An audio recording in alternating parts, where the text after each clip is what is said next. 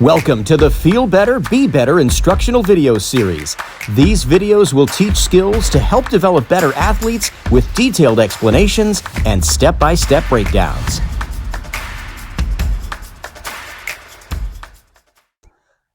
Okay, so this next one that we're going to talk about is a great team drill. It really lets you get a lot of grounded work in without a lot of throws, so you're not really overusing the arm, but you're getting a lot of repetition. This is one I picked up at junior college, so Coach Stupak, if you're listening, which I doubt you probably are, thank you for the drill. But you're going to have a coach a little way up the first baseline and a coach a little way up the third baseline, and you've got one line at second base and one line at shortstop. We'll cut to our players doing this drill so you can kind of see what it looks like in the field.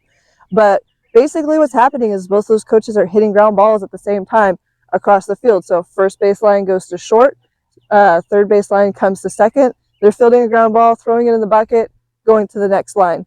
It really is just working on fast grounders, moving, getting a lot of reps in, getting a lot of conditioning in.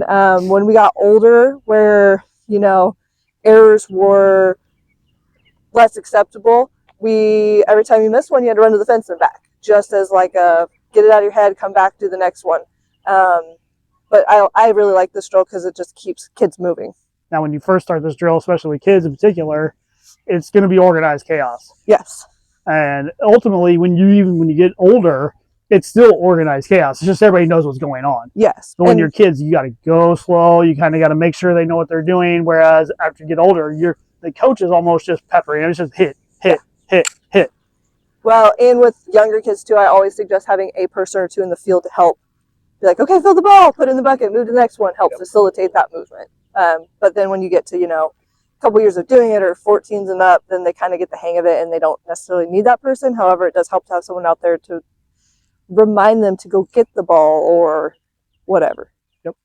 Yeah, that's a good one.